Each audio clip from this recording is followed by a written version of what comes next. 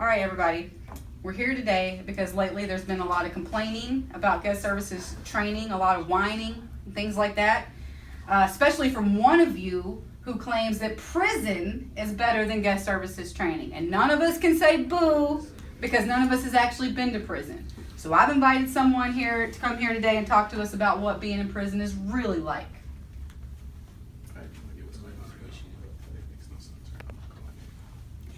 You're on Prison T-Bone. You know why they call me Prison T-Bone? Do you really expect us to believe you're somebody? Do you really expect me not to push you up against the wall? All right, I'm sorry. That's just how we talk in the clink. So, there's been a lot of fun talk today about prison, but I'm here to scare you straight. I'm here to scare you straight! In prison, you are never Employee of the Month. Especially not you. You would never be Employee of the Month.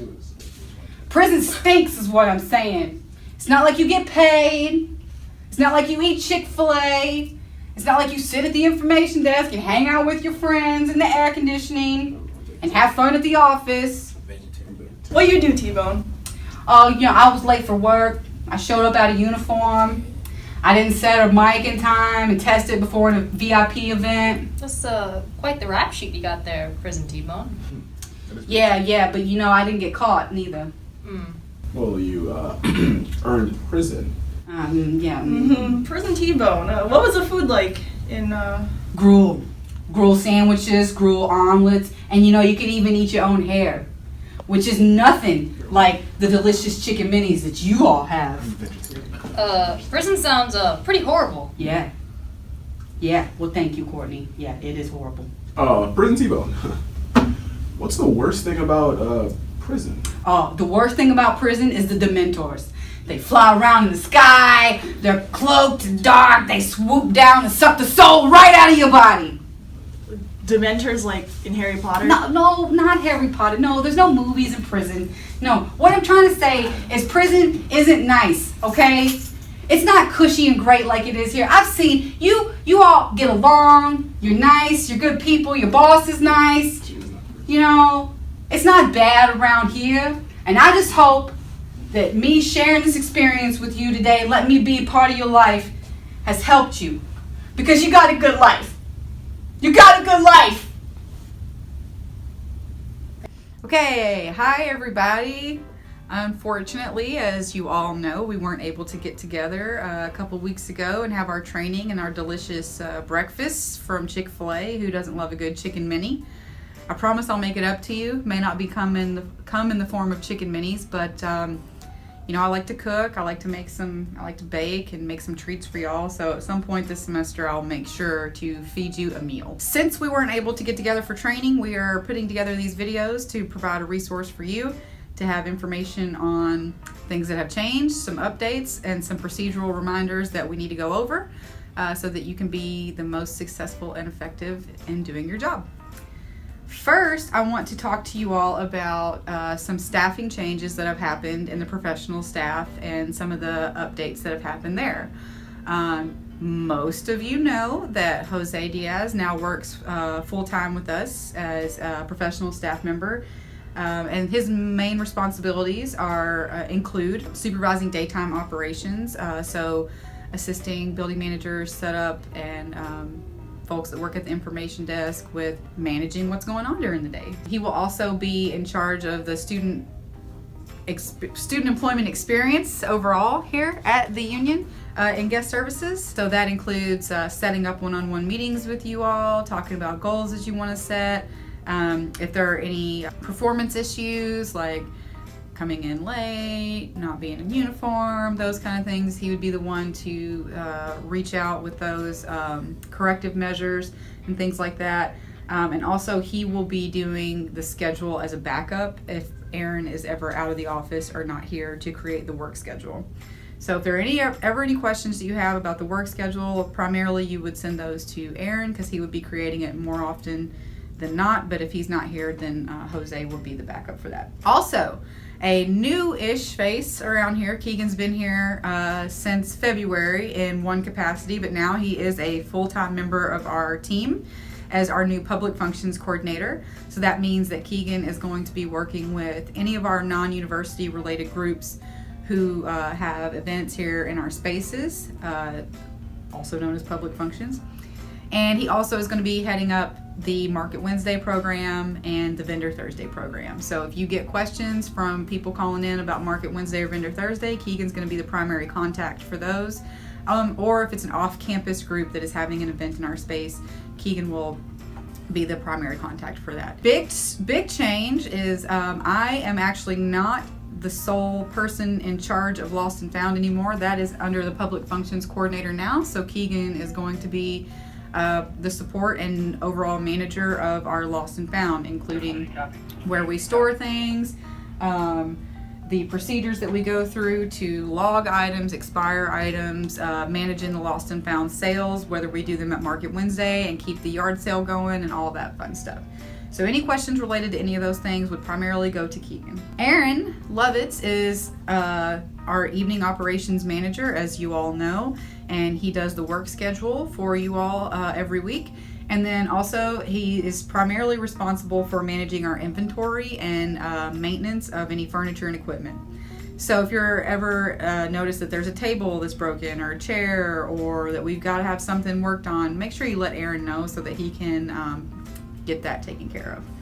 And then of course Will Thomas still here.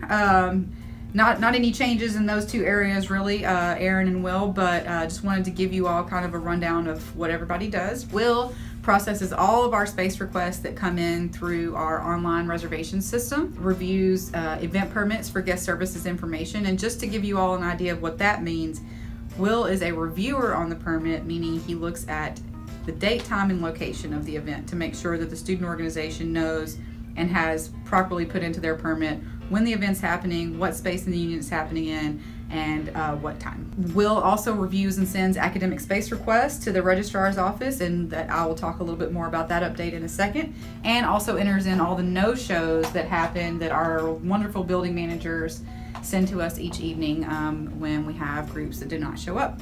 Make sure when you're sending those no-shows to put in the room and the time of the meeting if you can, so that it's easier for him to find that in our reservation book. All right, so academic space requests. Very exciting news here. We no longer accept the paper form. If any student organization member or advisor brings the paper academic space request form to you, we do not accept those anymore. That is not the procedure to reserve academic space. What they will need to do is the student organization officer, just like making reservations for the union, they will go on to reservations.dsa.fsu.edu and they will put in an academic space request that way. It is online now. We have finally stepped into 2017 and made technology work in our favor. So once that happens, once they go online and submit that, it will come directly to Will's dashboard in EMS, the same place that he reviews space requests for the union. He will look over it, and the first step in the process, and this is important for you all to know because students will come and ask this question if they're assigned union space, yet they've requested academic space. The first step in the process is Will looks to see if we can accommodate the request in union space before sending it to academic space request, because we want to have as many events and meetings in the union as we possibly can. So their meeting, if possible, will be moved to the union. If that is not possible, Will takes that information that is submitted through the academic space request and sends it along to academic space and scheduling in the registrar's office. Someone named Rosalind Davis is in charge of reviewing those and then assigning the rooms. Academic space is primarily assigned in HCB and Bellamy, and I think there's one more building, but I can't remember what it is right now, but primarily HCB and Bellamy. Another important thing to note is this entire process can take 3 to 5 business days because, as you know, they have to request it online. Will has to see it. He has to get it over to the registrar's office, and then they process it. So if anybody's asking about what the status of theirs is and they just put it in yesterday, tell them, give it a couple days and we'll see.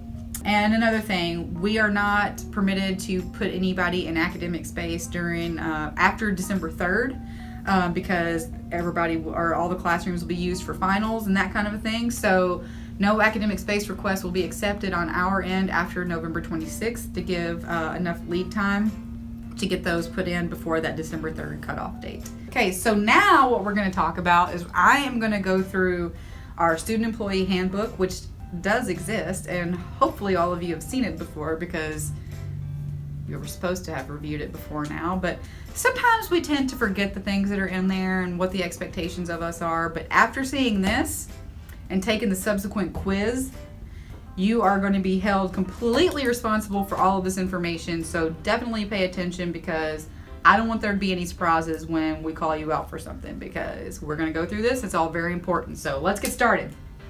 First, about the expectations of training, staff meetings, different things like that. There will be mandatory paid training sessions and staff meetings that happen throughout the year. The only acceptable excuses for missing a training or a meeting are class. Yeah, that's it. That's the only one. That's the only one. Is something going on with your class, or family emergency, something like that. So if there is something set and you aren't going to be able to make it, you need to let us know in advance, because if you do not and you don't show up, you will be recorded as a no-show, which we'll get to a little bit later. Also, this is very important. I heard a dirty rumor over the summer that there were people who didn't know that we had a Blackboard site that was full of important resources and information that help you all do your jobs successfully. And it was even more heartbreaking to me to find out that it was one of our brand new employees that we had just gone through like 2.5 days of training with. And I know we referenced the Blackboard site multiple times during that training. So not only are you responsible for knowing that now we have the Blackboard site, it is there. We are transitioning to Canvas. We're in the process of that. We'll let you know when that happens. But you're also responsible for information that comes to you from the professional staff in the handbook, and emails that we send, and any other communication that we send out to you. You're responsible for reading it, responding to it, and acting on it.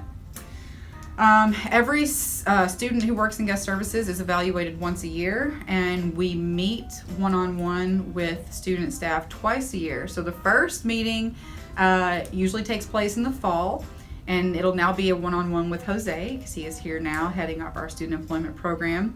And you will talk to him about the goals that you have and things that you want to get out of working in guest services, and areas that you need to potentially improve, or if there are areas that you need to learn more about or haven't dealt with in a while, like setting up specific AV in a room or that kind of thing. And then the spring is typically when we do our performance evaluations. So just so you know, those will be happening. Work schedules. Just as a reminder, everybody knows this. This is not new information, but just for the sake of saying it, your work schedule is, once it's published, it is your responsibility to show up and be on time for your shifts, to communicate with us in advance if there are issues with one of your shifts, and to do your best to get that shift covered by one of your peers. We are extremely flexible, as you know, with your other responsibilities and things that you have going on in your life. And in desperate situations, we have helped people find coverage for their shifts before, but that is your responsibility to make sure that shift is covered. Also, the way scheduling works, schedules are made on Mondays. They come out every week. So the schedule that's made on Monday actually starts that following Friday. So once it's published on Monday, you have a few days before that work schedule begins to look at it, see if there are any conflicts, and go from there. Trade your shifts, whatever you're gonna do. Why I'm saying that is it's important to have your work preferences and when to work set before that Monday. So by good rule of thumb, and as it states in the handbook, Sunday by midnight is when you should do it, because you never know at what time on Monday this schedule is going to be created. Aaron typically comes in around noon on Mondays to get started on the schedule.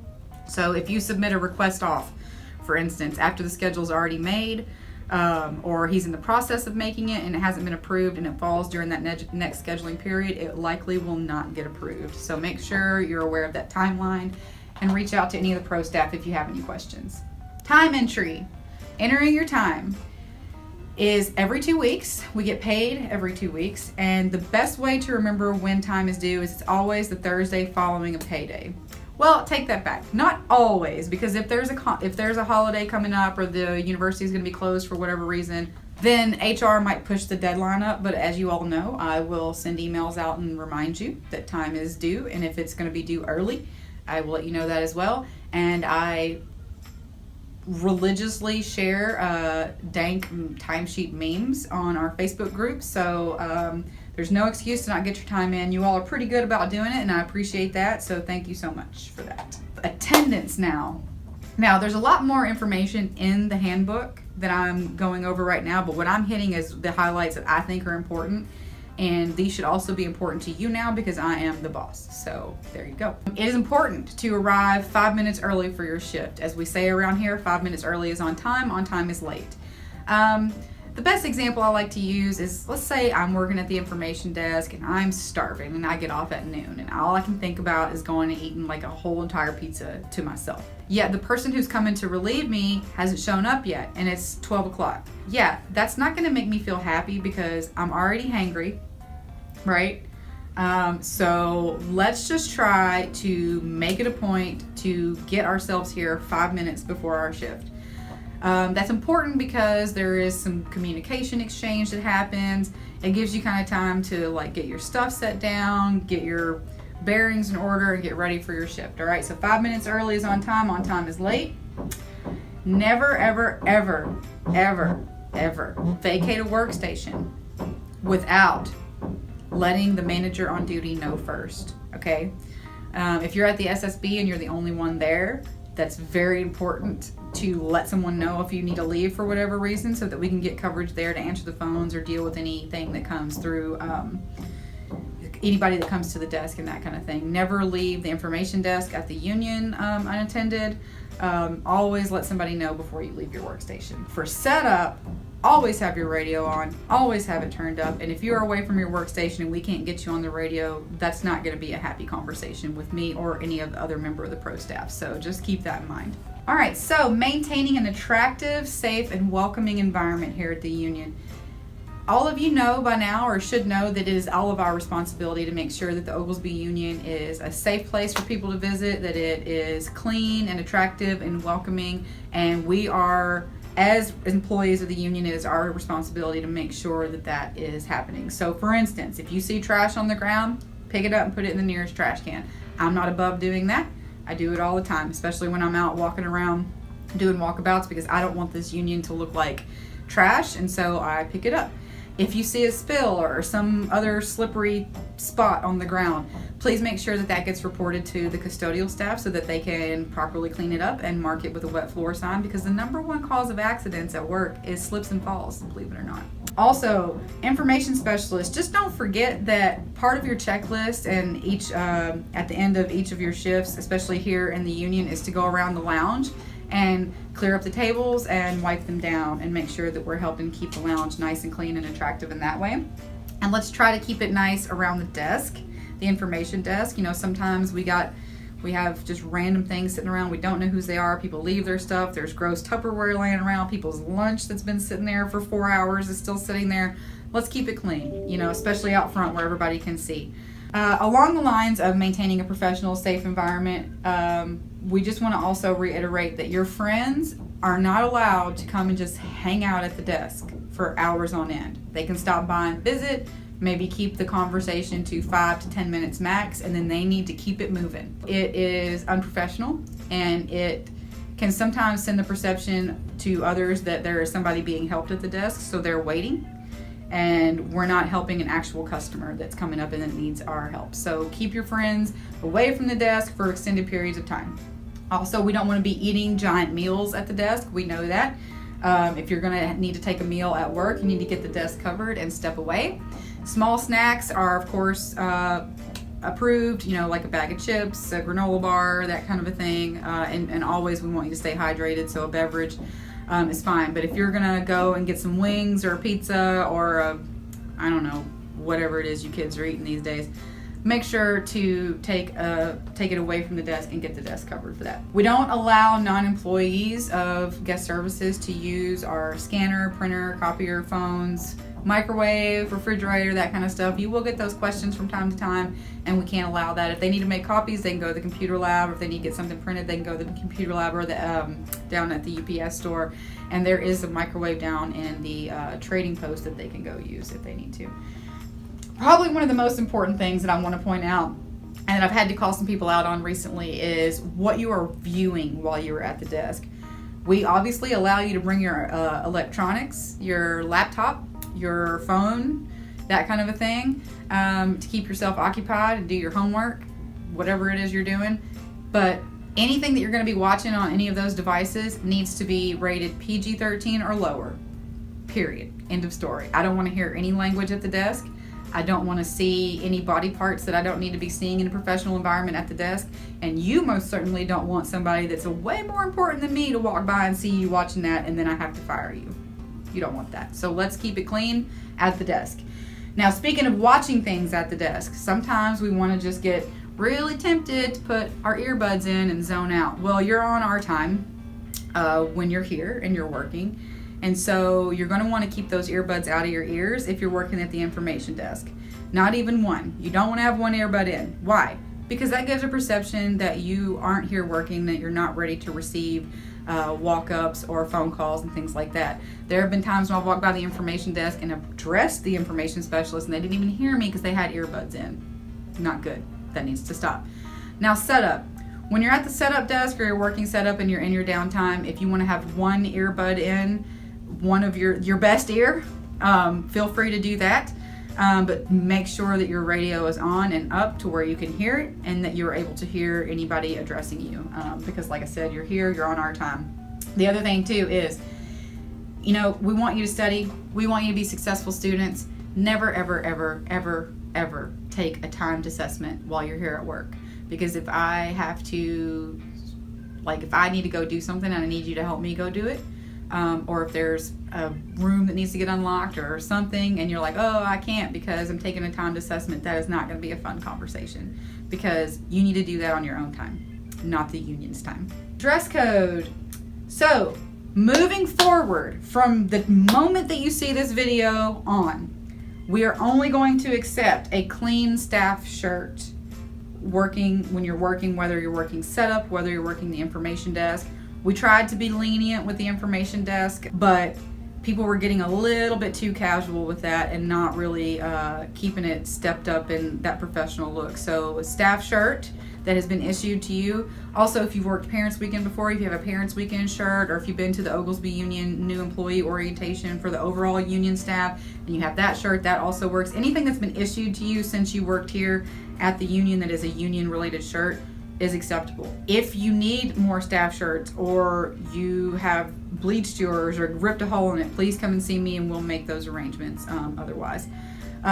If you've worked several days in a row and your staff shirts are dirty and you have a shift that day, the only other acceptable form of clothing at the information desk is going to be a licensed FSU piece of apparel. So it could be a nice polo, could be a nice FSU like football, whatever sport you support t-shirt, but that is the only exception. When you are working as a building manager or setup, you must wear closed-toed shoes. That is called protective personal equipment. You have to have those closed-toed shoes on when you're moving tables, chairs, partitions, and that kind of thing around. Okay, now we're going to talk about radios and how important they are to efficient management of our time and our events and facilities and all that good stuff. So, as we know, pro staff carry radios pretty much all the time unless we're in meetings, and it is required for building managers and setup crew when they're on duty to always have a radio on, especially at the union, because we're out and about doing things sometimes and we need to be able to contact each other. So, make sure that your radio is on, make sure that it is charged, and make sure it's turned up to where that you can hear it when you are going to address someone on the radio. I got a couple tips for you here that can help you in your communication. One is hold down the button for about 2 to 3 seconds, kind of count in your mind before you start to speak, because otherwise it'll cut off what you're about to say. So if you ever heard, I want to say Don, because he does this all the time, he'll just come over the radio and he'll just say, "Do you copy?"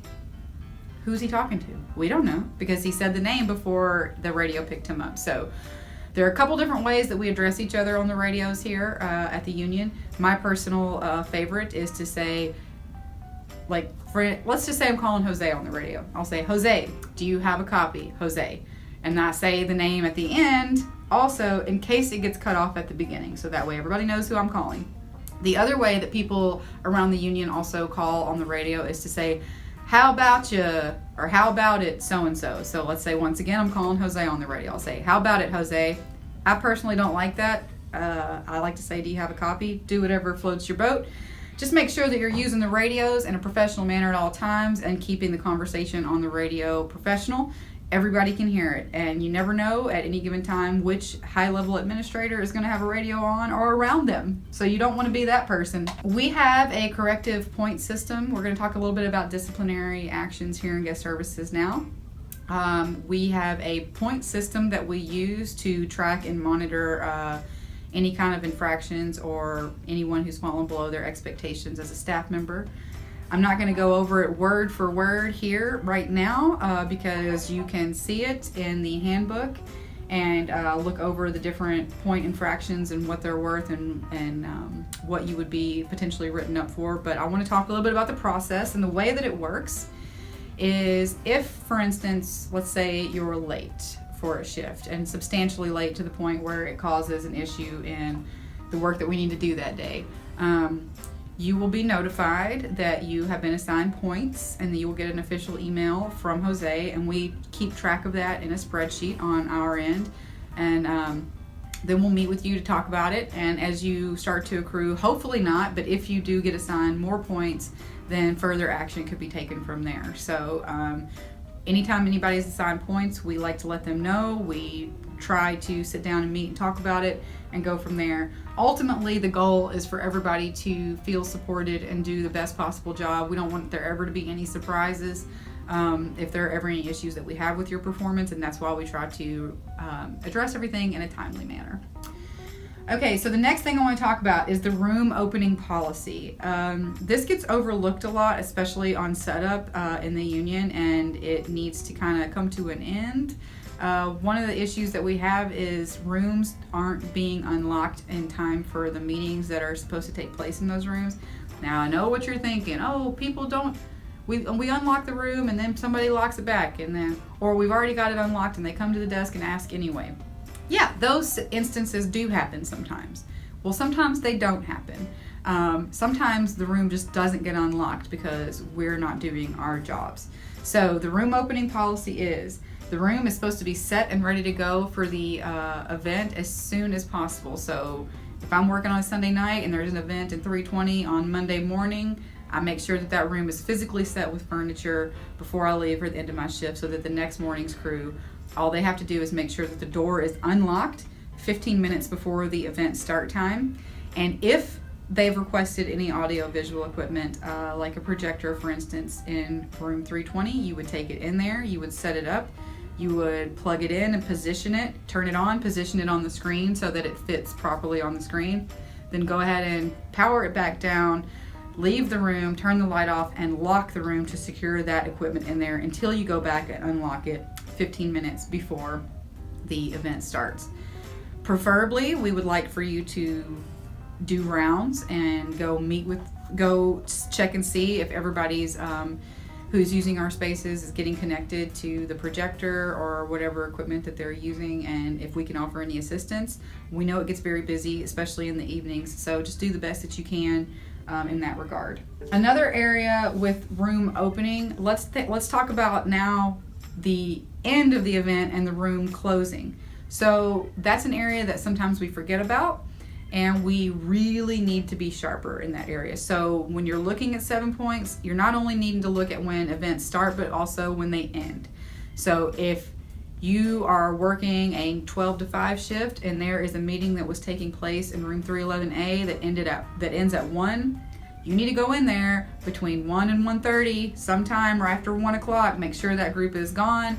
Make sure that the projector is turned off, that that bulb light is not being used for no reason. Make sure that the cords are rolled up nicely and neatly and put back into the box that's mounted on the wall. Lights off, door locked. We want all of our rooms to be locked unless they're being used by a group or unless they've been opened according to our room opening policy, because people do tend to go into rooms that they don't need to be in. They do tend to take furniture sometimes from rooms that have already been set. In the past, there has been a projector stolen from a room before, and so in order for us to be good stewards of not only our facility but our equipment, we want to make sure that we're keeping it secure, and that is our responsibility here in guest services. It's also a security thing. You know, I don't want anybody to have access to a room that they can get in and put anything in there that could harm anybody else, or just do any kind of malicious activity in those rooms. And it starts with us and keeping those rooms secure when they're not in use.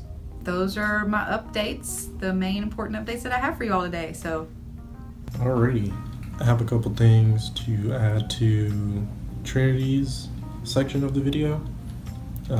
It's more so explaining what I'll be doing, what I'll be taking over, and a couple things to note. Right off the bat, just kind of want to touch on room opening policy again. One of the things that I'll be doing when I'm at the union or when I'm at the SSB is I'll be doing some rounds myself, kind of like how the BMs do it. I'll kind of be doing my own sort of check on you guys. And there's a couple things that involves. I'll be checking to see if the rooms are actually open at the appropriate time. I'll be checking to see if the AV has been set. While on your shift, I'll also be checking to see the amount of time spent doing non-work related things, and then versus the amount of work left to do. So I'll kind of be on the lookout for that, just taking my own notes. And for these sort of things that I'll be doing, it's kind of just during our one-on-ones, I'll bring it up if I did take notes on your shift and it was regarding you, or if there's things that we need to work on, as well as like if you have interest in being a BM and there are things that I have note of that I kind of feel like you need work on, then we'll go over those things. Another thing that needs to be done, I guess from the moment you see this video, is the checklist or anything that is on 7-point ops, honestly. So the checklist from now on in the union and SSB need to be completed by everybody on shift. If you're working with another sub worker, only one checklist has to be done, but you'll want to sign off with both names as the title, as that also applies to information specialist. There's one for the BM, there's one for information specialist, and there's one for setup workers, and that goes for both the SSB and the union. The other things to look at on 7-point ops are the tasks. So whenever you open up 7-point ops and you look at the daily setup, at the top you'll see the tasks. I mean, basically from now on, what I want everyone to be looking at is everything that has a red dot on it. Go ahead and take a quick look at it and make sure that you understand what needs to be done and follow up on that. So the tasks are the first thing that pop up when you open daily setup. Those need to be done. For those of you that have worked those shifts, you are well aware that on Monday and Wednesday, this is just an example, 8 chairs need to go on more stage for the class that goes on at 2. And Trinity has set up a weekly reminder for Monday and Wednesday that those chairs need to be put up. Some of you have noticed it, some of you haven't. I urge you to please pay attention to these things, to the task specifically, and as well as any notes that your peers have left for you in the setup notes, or any notes that Will, Trinity, or Aaron have left for you in the actual like EMS notes. If you are unaware of how to work 7-point ops, please follow up with me or anybody on shift. If you're working a shift with somebody who clearly knows what they're doing on 7-point ops, please ask them what I'm referring to, and anything else that they may know that could help you out. Another thing that I'll be checking, as well as Aaron, and I mean, I guess all of us as pro staff, we're kind of looking at who is working and who actually isn't working in terms of like hours. So if we have you as able to work 29 hours a week, but for some reason you're only working 6, and that's weekly, and your availability means you could work like a Monday night shift where we have plenty of availability, we might have to, meet with you, discuss where we want to go,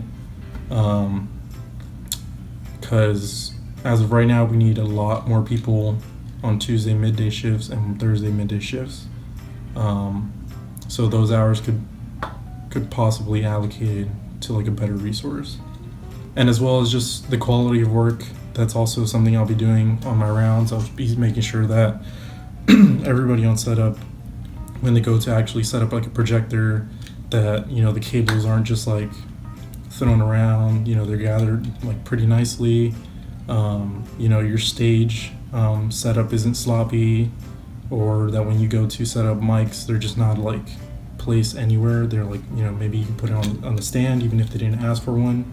Cables that go at the SSB or the state ballroom, make sure that they're nice and all that. Those are all things I'm kind of like looking for while I'm doing my rounds, and that I won't notify you when I'm doing it. I'll just kind of walk around, take note of who on shift has actually noticed these things, who hasn't and maybe needs a little bit more work. This isn't necessarily to get you in trouble, just trying to make everybody more consistent and have everybody held accountable for these sort of things. For the BMs, I want you to know that it's not necessary for you to do every setup with your setup workers. You can go make sure that rooms are set up nicely and that the AV is where it needs to be while they set up other rooms.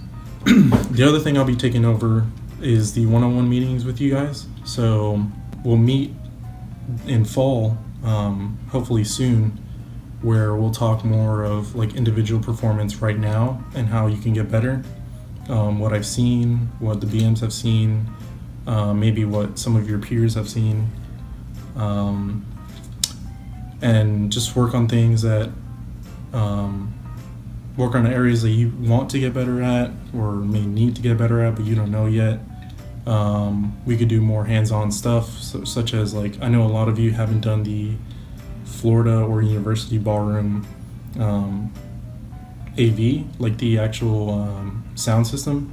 So we can go over that if you want. We could do partition training, just kind of that sort of thing during our one-on-ones. The other purpose of it is that I want to find something for you here that'll make your position a little bit more meaningful towards you.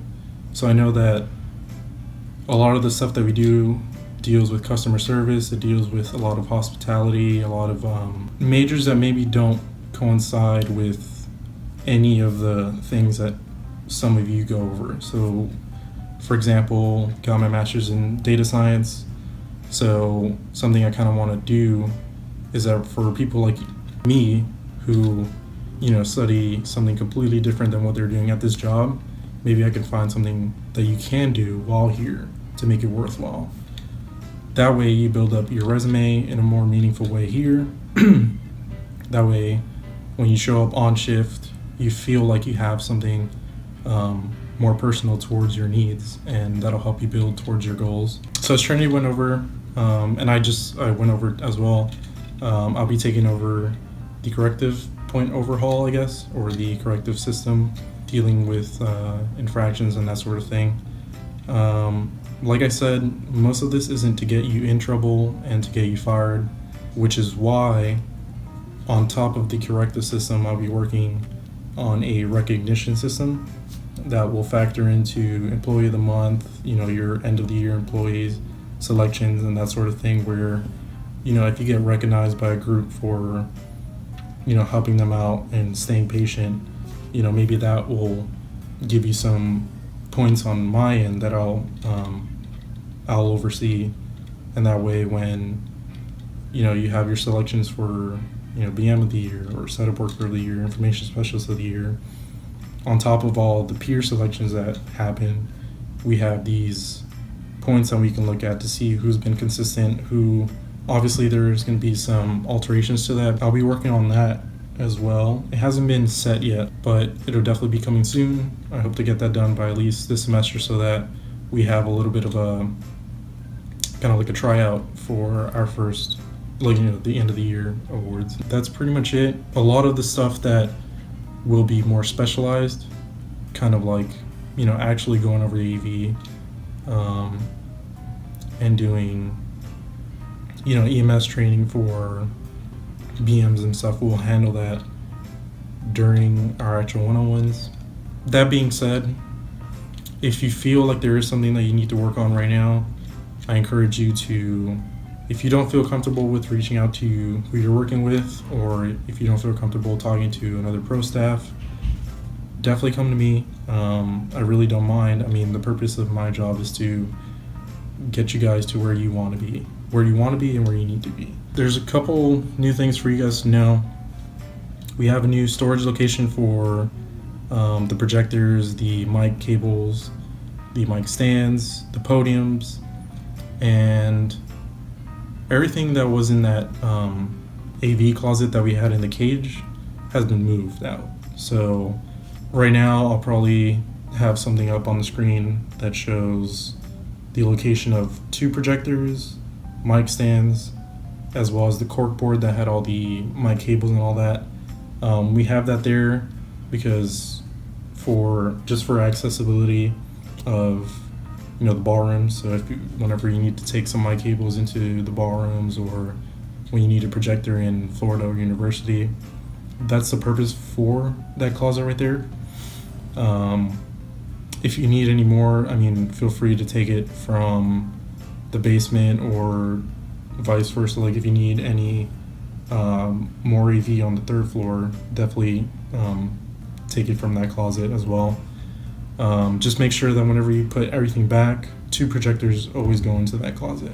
The other storage closet, which is the main one, is located in the basement. I think I'll show you where it is in the video. It just directly out of the elevator, you go to the right where we usually have the outdoor tables, the extra outdoor tables, and to the left you'll see the new cage. It says like students only or something like that, and it has the 4 other projectors. It has it's gonna house our new mic location, so the wired mics will go there, the wireless mics will go there if you need it, easels will go there, the poster board stands will go there, and as well as our speakers will go there. If there's anything that you guys want to move from there, or if you feel like something in a different location would be better there, definitely let us know. We'll work on that, because this is brand new, so we're just kind of trying out everything and the locations. It is bigger than our old cage AV room, so I feel like that is a big plus. And it is a longer elevator ride, but walking distance is basically the same, so there really isn't any difference. Alright guys, so what city was I born and raised in, and what university did I attend and graduate from? And how many degrees do I have from that university? Anyone that knows these answers, email it to Jose Diaz, and there will be a special prize for anyone that knows the answers and actually emails it. And thank you for paying attention through the entire quiz. And the other thing that I wanted to add was I've added a like a little key locker that I'll show that has a 10 key for you guys to borrow whenever you need. This is specifically for the setup workers. Like if you ever need a 10 key, there's a spare one in that key locker now. So the lost and found, the new cabinet location that's behind the setup desk, there's keys in there. The closet that we have in the lounge, the key is in there now. For anybody who just so happens to not have their key, like setup keys, there's a spare 870 key in there. There's no 7 key because now that the AV closet is out the way, or like out of our hands, there's no reason for it. So right now the only necessary keys that you have to have on you are the 870, the 10 key for your BM, the SSB key, and every other key is just kind of like on the pink stick still. Yeah, so that key locker is in Aaron's office. I'll be working on getting it hung up on the wall. And then the other thing that I wanted to add was the key for the basement cage now is on the pink stick. I'll show a picture of it. It kind of just looks like a house key. It says Ace on it. It's only on the pink stick for now. We're working on getting copies for you guys, or a little bit more copies, so that we can have it in more accessible locations. That's all I have. So, read this handbook, read the responsibilities for each position, and take the quiz. Now.